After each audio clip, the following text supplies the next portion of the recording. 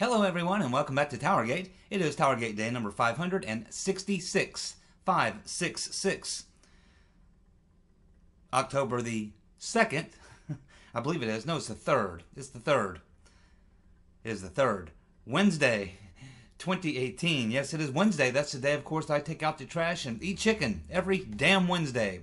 I have to take out the trash and, of course, I eat some chicken. I think I'll go for the honey chicken tonight with fried rice. How about that? Let's see. Diane, turning your guns at Mr. and Mrs. America Feinstein, says that a week is not enough to do the Kavanaugh investigation. She also wants to see the FBI report before the vote. And she says that the FBI report should not be made public. Well, Diane, turning your guns, Mr. and Mrs. America Feinstein, pound sand. No one really cares what you think. Twitch, McConnell doesn't care what you think. I'm pretty sure Lindsey Graham doesn't care what you think. And I'm pretty sure he's interested in looking into your dealings, turning your guns, Mr. and Mrs. America Feinstein, to find out what you've been involved in setting up Judge Kavanaugh. You should be censored and probably kicked out of the Senate. And we know why you did it.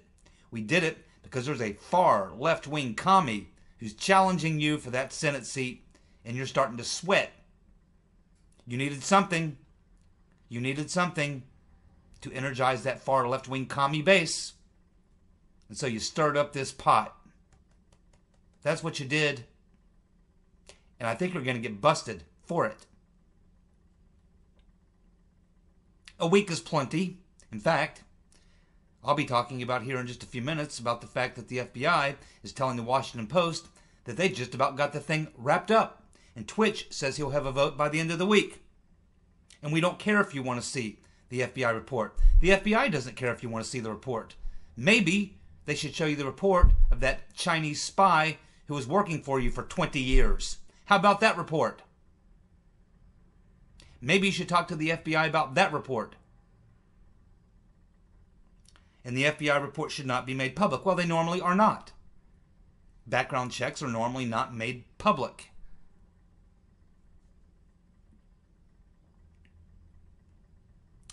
Democrats, the demo commies, they want a probe of Kavanaugh's drinking and also the ice throwing incident.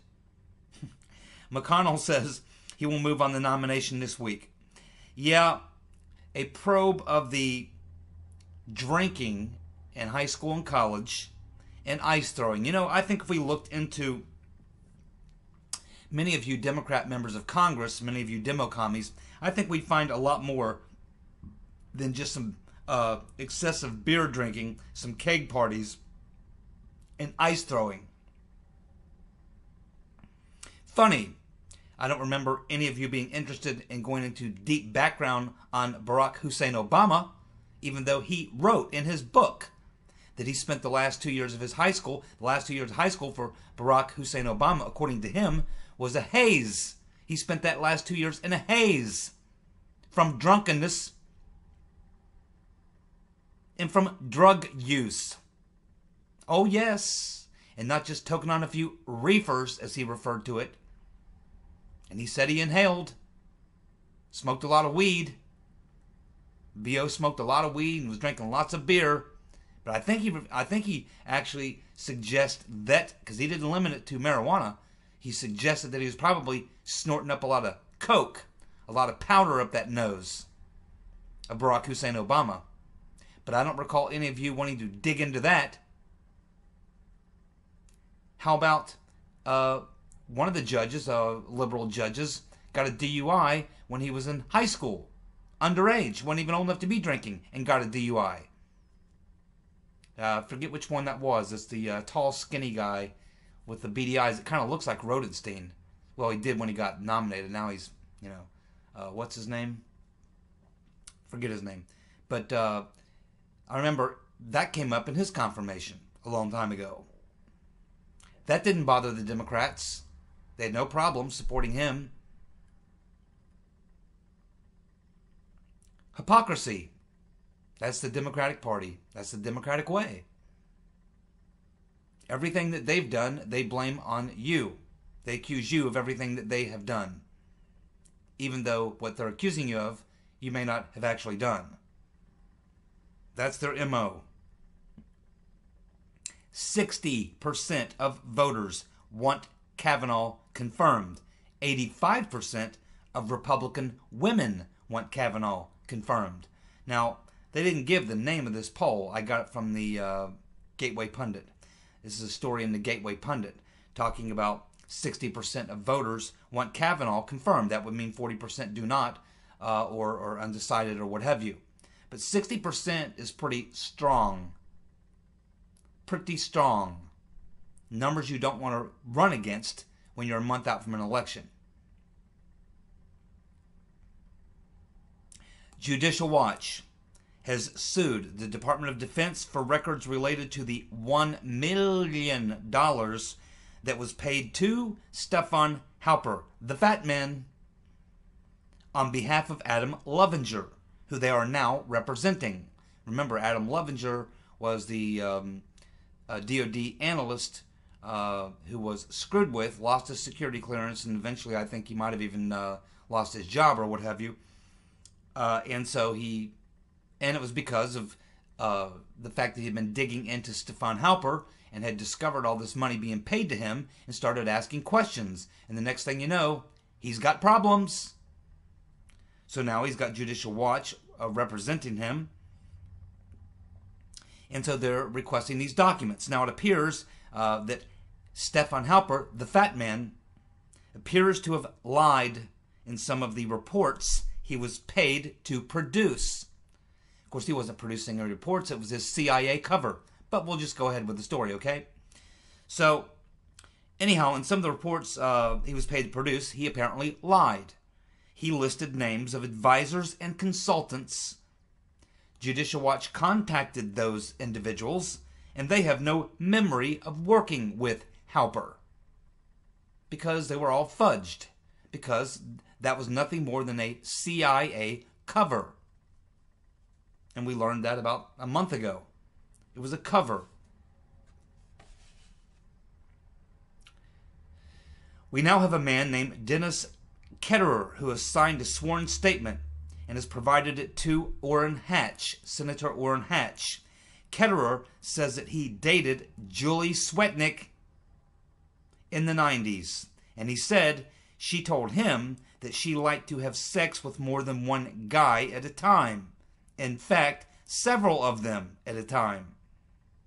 She wanted to know if that would be okay with him. Swetnick told Ketterer she had been doing group sex since high school and liked it from time to time. Ketterer says she never said anything about being sexually assaulted, raped, gang raped, or having sex against her will at any time. That's very interesting. Something tells me if you look into this woman very much, you'll find a lot. Just from the basic background that some people have done in the last week, we've learned a lot about her. She has absolutely no credibility. And she ought to be very, very concerned if the FBI comes and interviews her. And you notice she's backed off. She is not directly implicating Kavanaugh, only saying that she thought she saw him standing in line as one of those people who are waiting for his chance. So she doesn't have any credibility at this point. She's got a lot of problems. Her ex-boyfriend was interviewed on Laura Ingram's show, and he talked about what a nut she was. What a nut she was. She better be careful, because when the FBI comes and interviews you like that, if you lie to them, you can end up like Papagalopoulos. You surely can. She better watch herself. There has been white powder sent to Ted Cruz, to his campaign headquarters. 2 people have been taken to the hospital. The initial test appeared to show that the white powder tested negative for any type of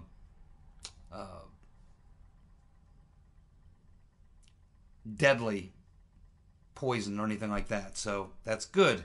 Probably just talcum powder. Just election year politics by the Democrats, sending out white powder, trying to scare the shit out of people. We also have ricin detected in a letter that was sent to Secretary of Defense Mattis. Good old Mad Dog. I'm pretty sure he's happy about that.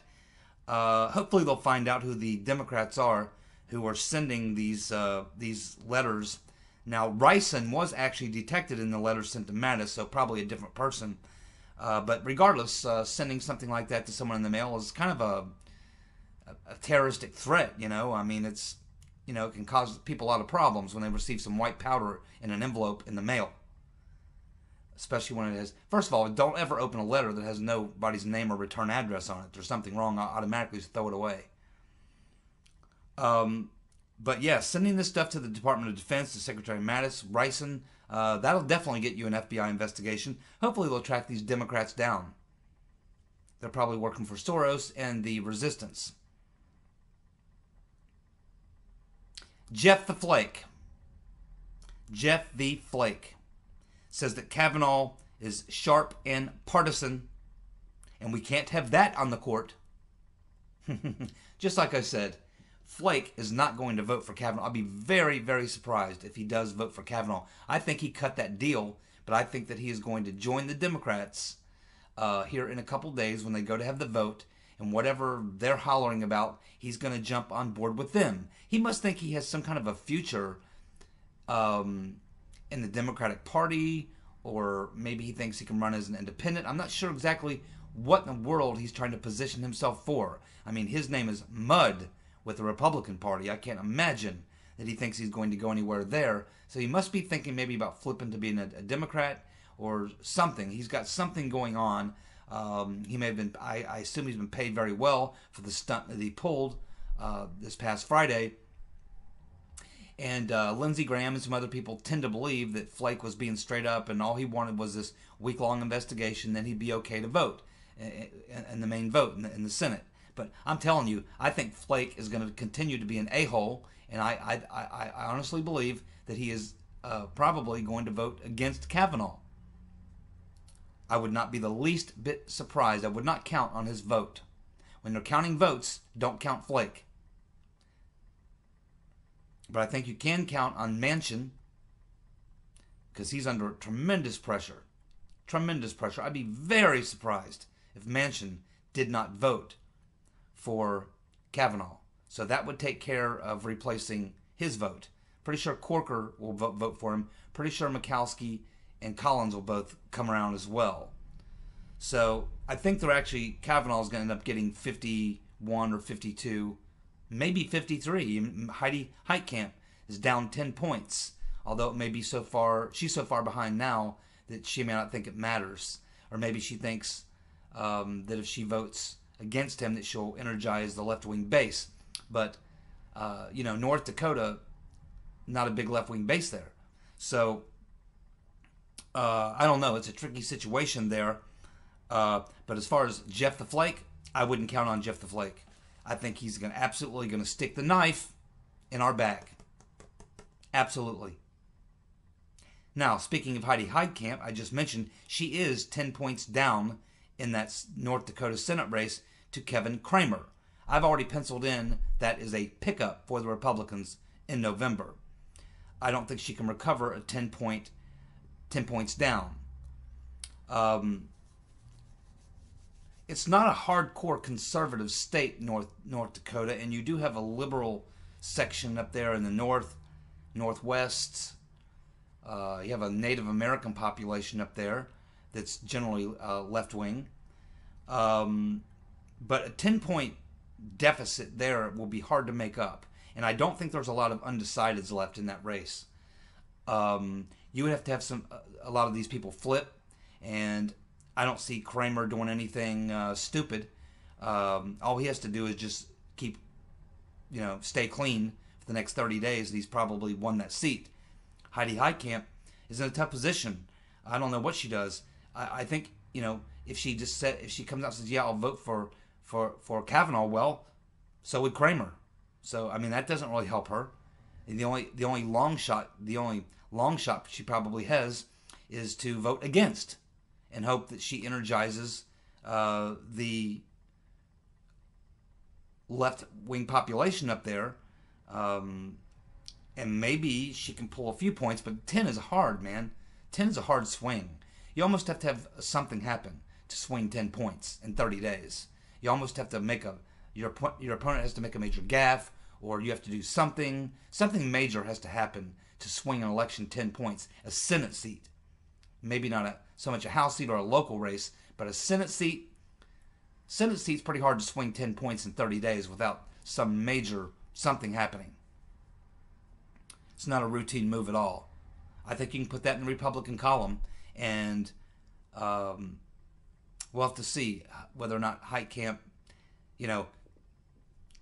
I mean, she still wants a future in the Democratic Party, so she may look at this thing and go, okay, well, I'm beat. Even if I try to flip and vote for Kavanaugh, I still can't close the margin. So all I would do is make Democrats mad at me. And at least if I lose my Senate seat, I can go work for the DNC, or I can go work for a Democratic donor. I can go work for Soros. I can work for the resistance or whatever. So I think she's going to protect her future with the Democrats, because she'll come back and run again for something else, governor or God knows what, but maybe come back and run for the Senate again. Who knows? So I wouldn't count her necessarily. I think Manchin is one we can count as a yes vote for Kavanaugh. Heitkamp is tricky. McCaskill's already said she wouldn't, but she's in a race that's very close. She's down 2 points. If she thinks that voting for Kavanaugh could swing her 3, maybe 4 points, she may flip at the end.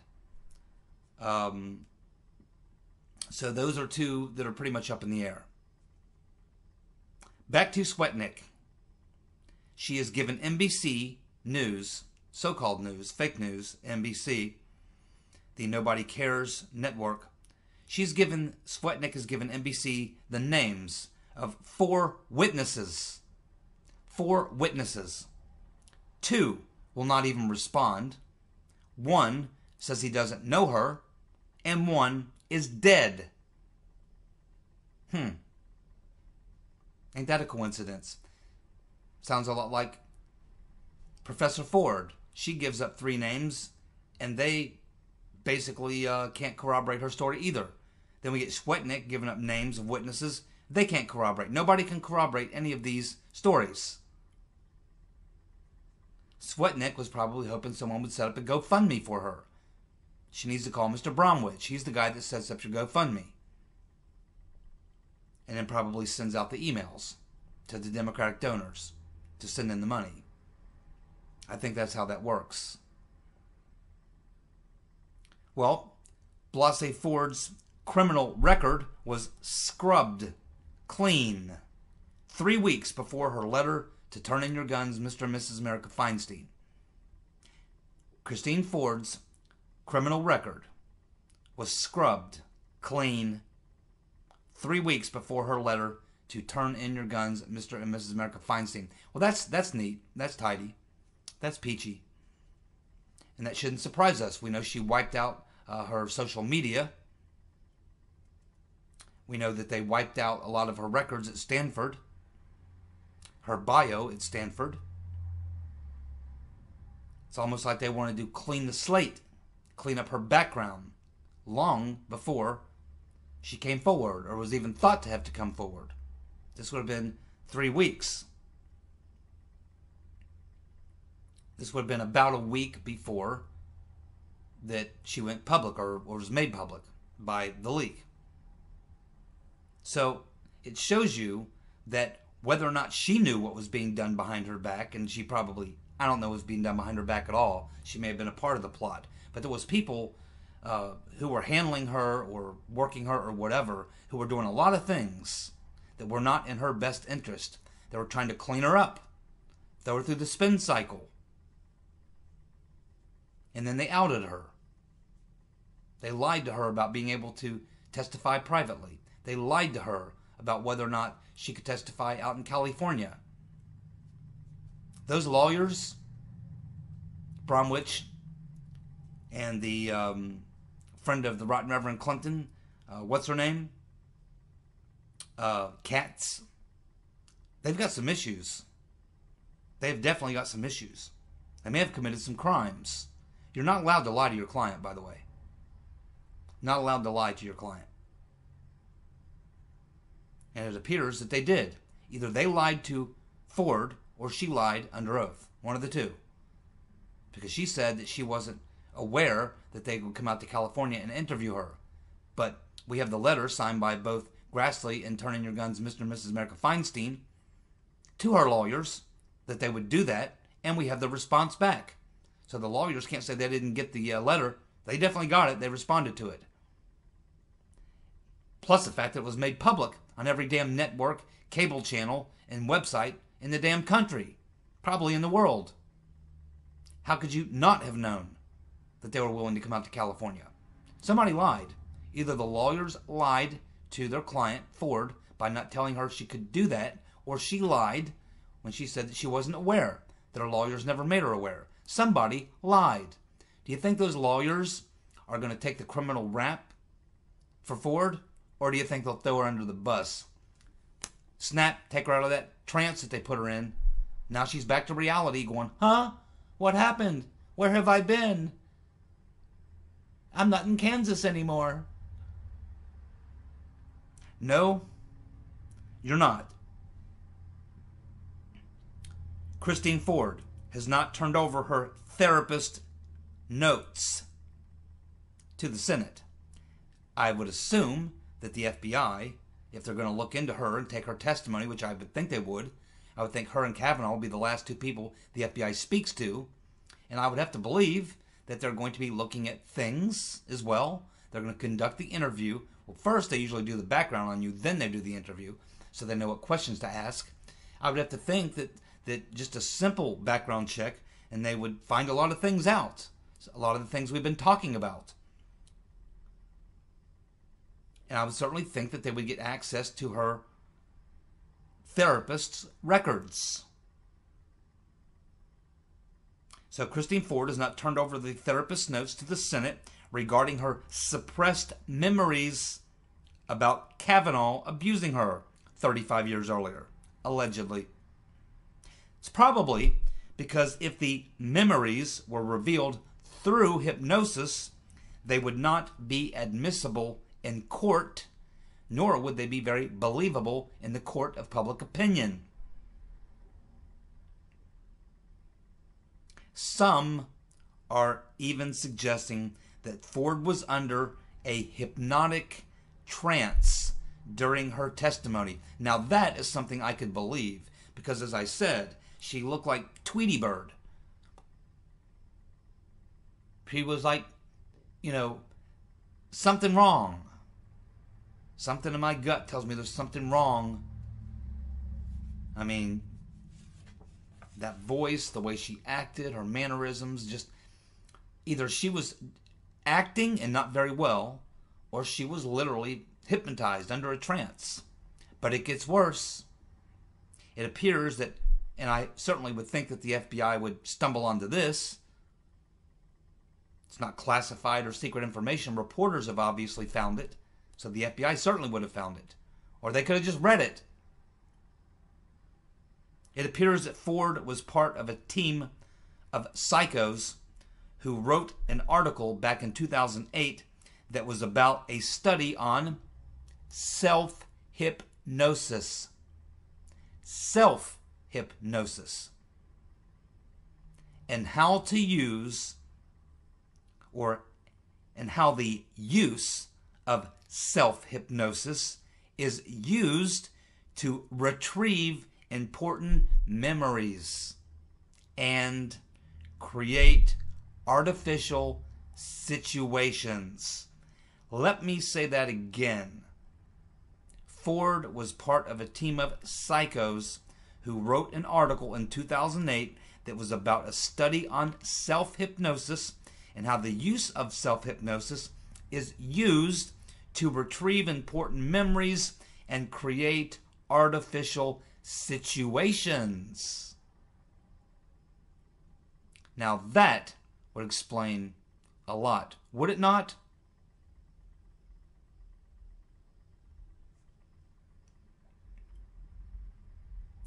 So we're hearing word that the FBI will be done with this investigation on Kavanaugh by Wednesday. Maybe that's why McConnell, maybe that's what he's been hearing, and that's why he's not giving out the date and the time. He's not going to tell anybody. He's going to kind of spring it on them at the last minute when they have very little time to not give the opposition time to mount a defense. But it appears that he must be hearing something, because he's pretty confident that he's going to have a vote, some sort of a procedural vote. First there's a procedural vote, and that's followed by the actual vote. And the procedural vote has to occur, I think it's 12 hours or something before the actual vote. So there's really two more votes, a procedural vote and then the actual vote. Then, of course, the rotten Reverend Clinton. The rotten Reverend, she can't stay out of anything, can she? Can't keep that big mouth shut about anything. The last person that needs to be commenting on this situation, or any situation having to do with alleged abuse of a woman by a man in power, she's the last person that should be commenting. But that doesn't stop the rotten Reverend from opening her trap and spewing out the garb. So the rotten Reverend saying that the Kavanaugh testimony was out of bounds. No, I think the accusation is out of bounds, Reverend. Unlike the accusations against your husband. One of those, he paid an $850,000 settlement after denying it. And you sent James Carville out on Sunday morning programs to say that that's what happens when you drag a $2 bill through a trailer park. So the Right Reverend Clinton says the Cav testimony was out of bounds, and she raised questions about his judicial temperament. Really? Well, I happen to remember your husband pointing his finger in our faces and going, listen to me. I did not have sex with that woman, Miss Lewinsky. Yeah, I remember that act he put on. He seemed pretty angry. He didn't show very good temperament when he looked into the TV set and lied. And a week later, he had to come out and admit he lied. You didn't have any problem with this temperament back then, did you, Reverend?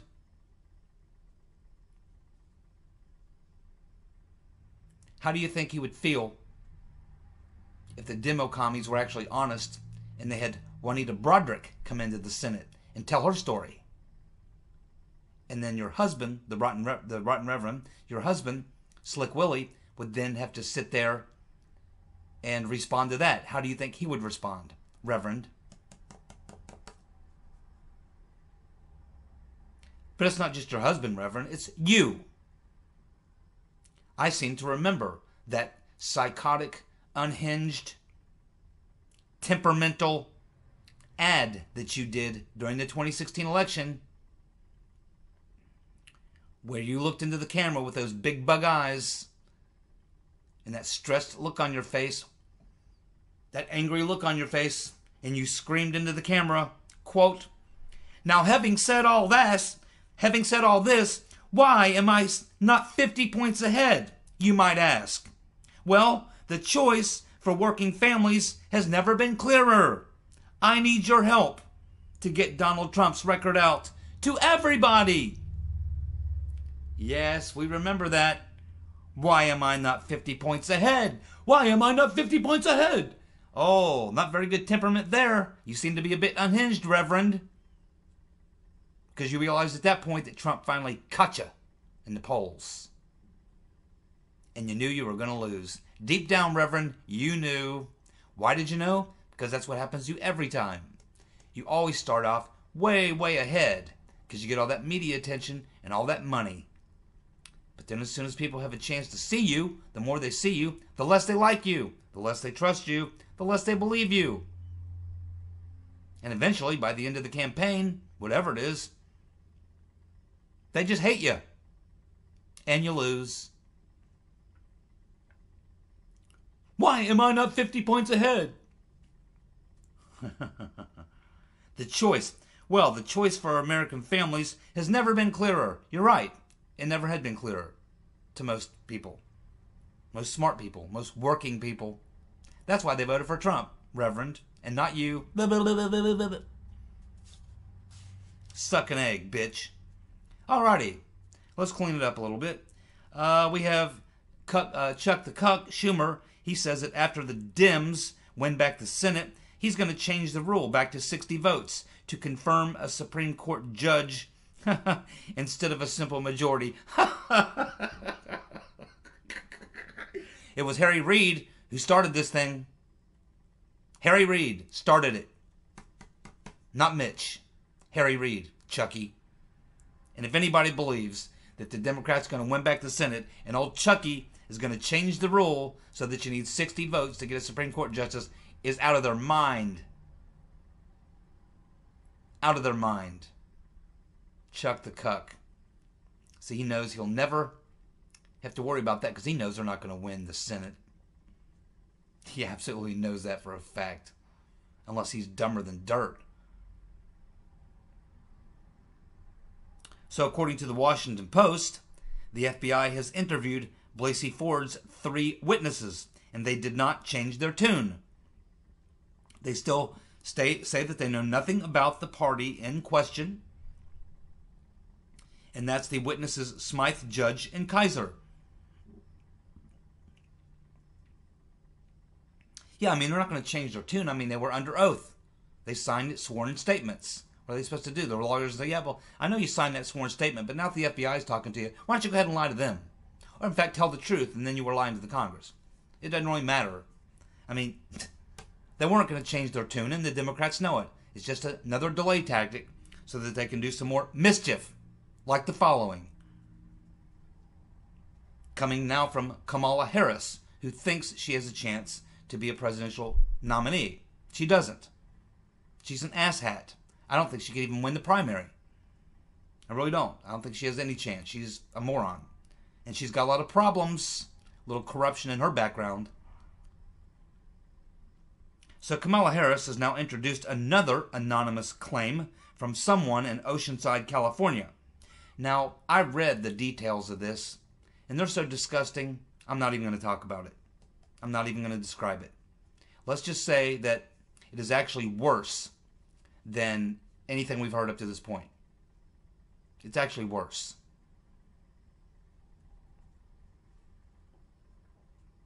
What a mess, man. You see, Kamala Harris should be censored for even bringing this to light. She should have got this and thrown it right in the trash. And whoever this person is, this anonymous person in Oceanside, the FBI should go to Kamala Harris and say, let me have the letter. And then the FBI should track down the letter, find out what post office it was mailed from, and begin digging into it. See if they can find out. They have many ways of finding out who sent the letter. Find that person and expose them for making the false claim.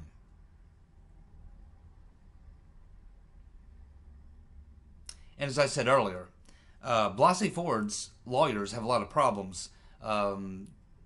Senator Cotton said on Sunday morning that, he said this was going to happen, that they were going to be interviewed by the D.C. bar for possible, problems for not being straight with their client. It's against the law as a lawyer. It's illegal for a lawyer. It's a crime for a lawyer to lie to their client. And they may very well be the ones who leaked her to the press. They certainly did everything they could not to protect the client. The client, she says, wanted to stay private, did not want to go public and all this kind of nonsense. I'm not sure I even believe that, but that's what she says. But if you look at what her lawyers did all along the way, every step of the way, they did everything they could to not serve her interest. Everything they could. That's a crime for a lawyer to do. So, Lindsey Graham has said that they're going to deal with that. So has Cotton. We'll see if they actually follow through on that. They should. And these lawyers should be charged if, in fact, they did what it looks like they did. Thank you so much for tuning in. I'll be back tomorrow. You guys have a good night. See ya. Bye.